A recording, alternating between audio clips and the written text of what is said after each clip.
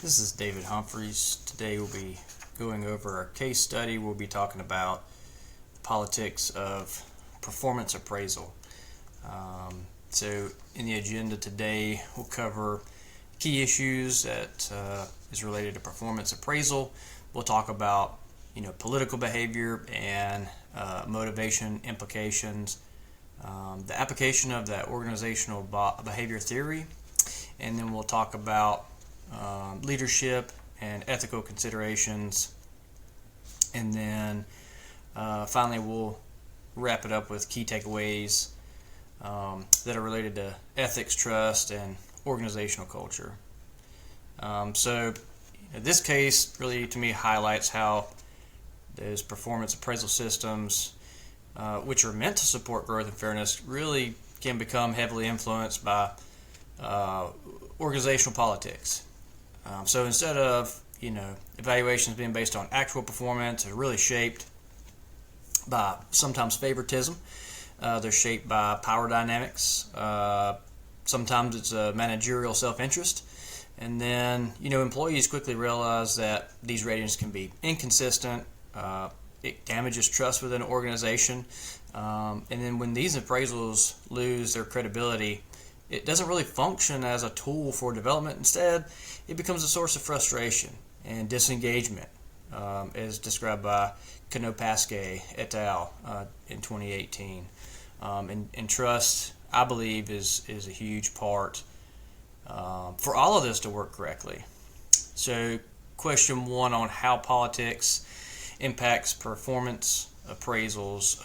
One of the most striking issues for me in this case is how political behavior overrides objectivity, right? So managers infiltrate and they kind of look at and inflate and deflate ratings, sometimes to avoid uncomfortable conversations. A lot of people kind of shy away from those. Sometimes it's to protect a budget, right? Or kind of reward loyalty other than performance. This shifts appraisal away from accountability towards, I would say, convenience. When leaders prioritize comfort over the honesty, the appraisal process really kind of loses integrity. As Konopaske et al. Explain, political behavior thrives when the system lacks transparency and consistent standards. Question 2 talks about the impact on the employee's motivation. Pretty significant. When employees don't really see a clear link between, their effort, their performance, those outcomes, their motivation does drop. Expectancy theory really breaks down because employees no longer believe that their performance matters, right? So intrinsic motivation also declines when they kind of think that fairness and recognition are, pretty much on the back burner or they're absent.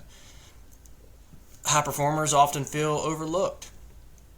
Low performers are not really challenged to improve. And then those high performers over time start to erode trust in their leadership. It also bleeds over into their commitment, which Konopaske et al. 2018 defined as really essential for sustaining the motivation, which is very true. And I've been in a couple work environments where I felt this personally. And it really does affect your motivation. Question 3 talks about leadership and ethical considerations. This case ultimately points back to leadership's responsibility. Leaders set the tone, really, for how the performance is evaluated and, in totality, how people are treated. Ethical leadership requires transparency, consistency, and then willingness to have difficult conversations. They're not fun, they're hard. That's the point of them being difficult.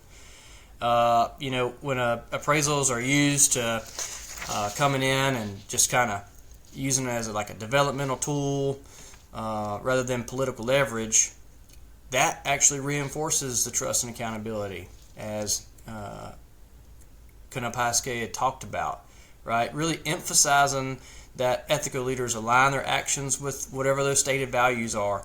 And honestly, that's critical in maintaining credibility. One of the biggest issues for managers and or people that are doing these things is the credibility of that. When we talk about the application of really scholarly research, so the research supports what we see in this case study. Outside of my personal experience, these studies show that fair and kind of across the board participative appraisal systems actually improve the employee satisfaction and engagement. While the political spectrum really increases disengagement, turnover, inattentions, and then obviously when your feedback is constructive and it's really growth oriented, your motivation actually improves. That performance, I believe, is a reinforcement of the values that are aligned. Like when leaders act with integrity and fairness, those employers are more than willing to invest the effort, remain committed to the organization. They're more likely to do things and volunteer for things that they normally would not do, really going above and beyond and pushing into more of the high-functioning, high-performing type people that we want to have. For the recap here, in summary, really this case kind of shows how performance appraisals can really either strengthen or damage organizational culture. And I'm of the strong opinion that organizational culture starts from the very top of the organization and then pushed down through each level of leadership all the way through the spectrum. If the top person in the company and the top levels underneath that for the C-suite, work on one side of the spectrum and then they want everybody else to be on the other side of the spectrum. Obviously, that top-down approach being backwards is very, very hard to complete. And then you have ethical concerns, right? And then you don't have transparency. You don't have consistency, and really that's essential for this appraisal system to function and to be effective with it.